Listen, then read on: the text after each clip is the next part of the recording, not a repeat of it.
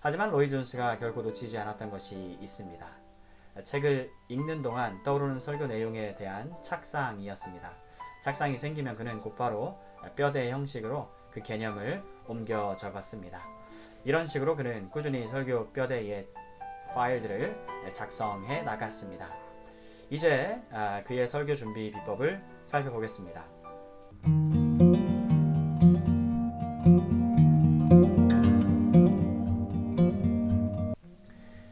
제3장 평생 공부하는 목회자. 로이드 존스는 자기의 연구 시간을 직접적인 설교 준비에만 사용하지는 않았습니다. 그는 성경 읽기 자체를 중요하게 여겼습니다.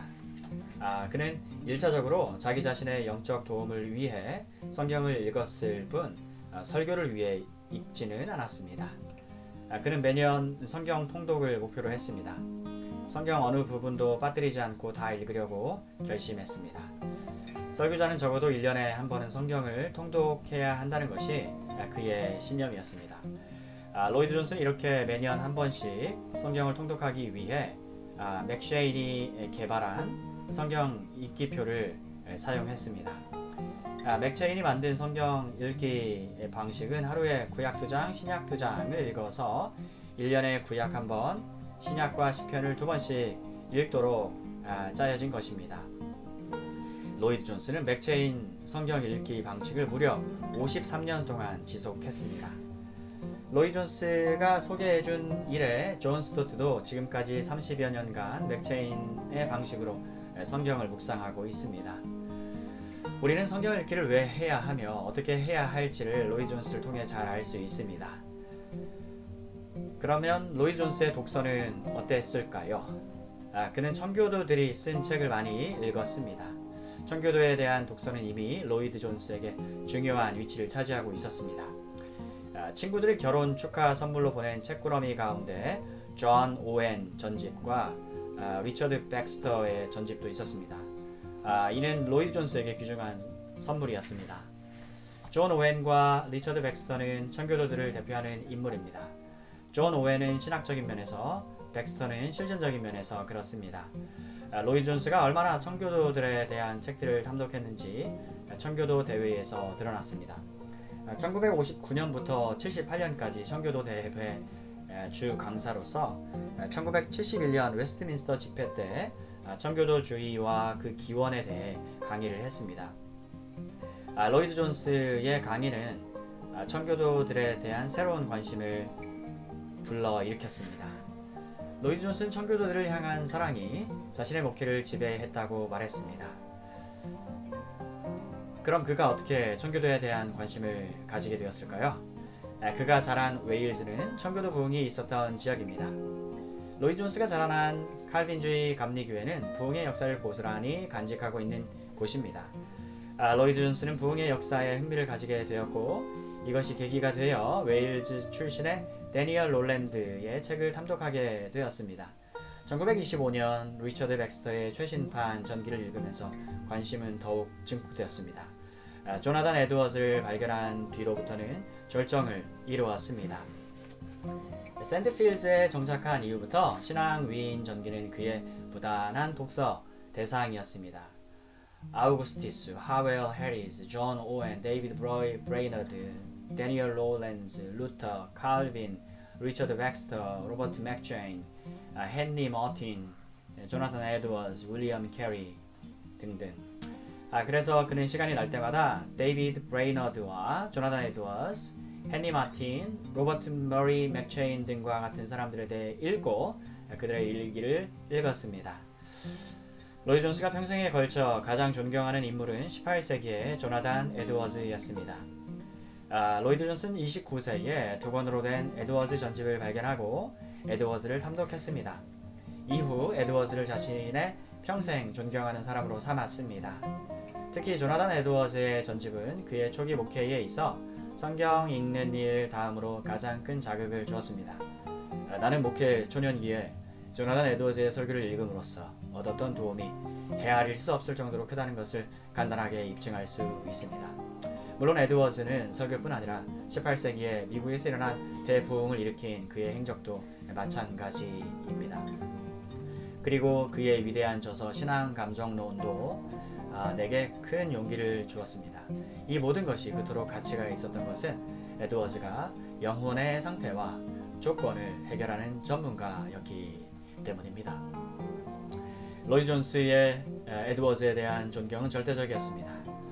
저는 청교도들을 알프스에 비유하고 루터나 칼빈을 히말라야에 비유한다면 조나단 에드워즈는 에베레스트 산에 비유하고 싶습니다. 로이 존스가 에드워즈를 이렇게 높이 평가한 이유는 에드워즈의 완벽성과 균형 때문이었습니다.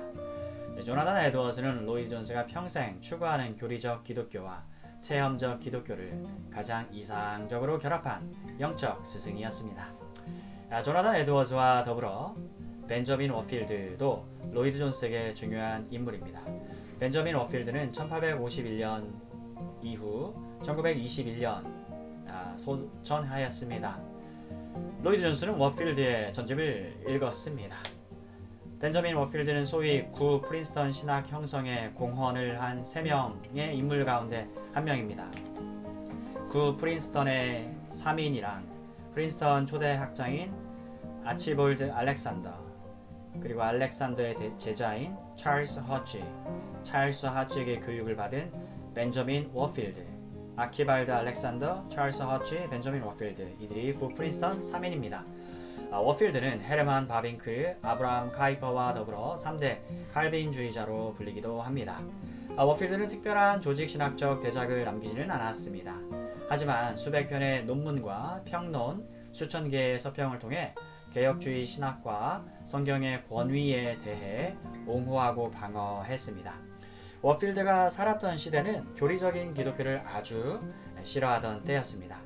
워필드는 임종할 때까지 교리의 중요성을 온 몸으로 방어했습니다. 옥스포드 대학 출판사는 워필드의 원고들의 가치를 인정하여 1927년부터 시작하여 1931년에 이르기까지 10권으로 된 워필드 전집을 출판했습니다. 하지만 워필드의 가르침은 많은 사람들에게 구식으로밖에 보이지 않았기 때문에 책의 판매는 매우 저조했습니다. 하지만 이 책의 진가를 알아본 사람이 있었으니 바로 로이드 존스였습니다. 워필드 전집과 로이드 존스가 만난 것입니다. 워필드 사후 11년이 지난 1932년은 로이드 존스가 32세 되던 해였습니다. 당시 그는 설교를 위해 9주 동안 캐나다의 토론토를 방문했습니다. 마침 숙소가 장로교 신학교인 넉스 신학교 정면 건너편에 있었습니다. 책을 좋아하는 로이드 존스가 이 기회를 놓칠 리 없었습니다. 그는 신학교 당국에 도서 이용 요청을 했고 도서관장은 쾌히 허락했습니다. 얼마든지 읽으십시오. 감사합니다. 로이드 존스는 도서관 건물을 뒤지다가 워필드 전집을 발견했습니다. 워필드 저작집은 새로 구입한 책들을 비치해두는 선반 위에 꽂혀 있었습니다. 로이드 존스는 이때의 감동을 시인 키이츠가 태평양을 처음 보았을 때의 느낌과 같다고 수려했습니다. 로이드 존스는 다음 날부터 매일 아침 워필드의 책을 탐독했습니다. 로이드 존스는 워필드의 책을 읽으면서 다른 책들에서 느낄 수 없는 황홀감을 느꼈습니다. 워필드의 책은 오래된 개혁주의 책들과 같이 성경에 근거를 두고 있었습니다. 옛날 개혁주의 저작들보다 더 정확한 주해를 담고 있었습니다. 단순한 학문 이상의 경건이 배어 있었습니다. 워필드는 교리적인 가르침의 필요성을 아는 새로운 통찰력을 주었습니다. 교리의 중요성에 대해 강한 확신을 가지게 되었습니다. 워필드 전집을 읽고 나서 로이 존스는 바울 서신에 대해 깊이 이해하게 되었습니다. 1950년대에 20세기 설교의 고전에 해당하는 로이 존스의 유명한 로마서 강해와 에베소서 강해 설교의 기초 공사가 30대 초반에 워필드를 통해 이루어진 것입니다. 또 교리의 중요성에 대한 확신도 이때 이루어진 것이 분명합니다. 후일 로이드 존스가 신학적, 교리적 설교의 대가가 된 것은 이와 같은 벤자민 워필드의 영향이었습니다. 설교에 직접적으로 관계없는 큰 저작집들은 주로 로이 존스는 공휴일에 읽었습니다. 연중에 2차례 휴가 때마다 주요 신학 서적을 읽겠다고 결심을 했던 것입니다. 휴가 기간 딸 엘리자베스가 수영장에서 물놀이를 할 때 로이 존스는 어두운 회색 옷과 양말과 구두를 신고 거기다가 모자까지 쓴 채 큰 바위에 기대어 앉아 책을 읽었습니다. 로이 존스가 초기 목회 시절 독서 생활을 통해 읽었던 책들은 평생 그의 신학과 목회의 방향을 좌우했습니다. 로이 존스의 독서와 연구 습관은 평생 지속되었습니다. 그는 평생 공부하는 목회자였습니다.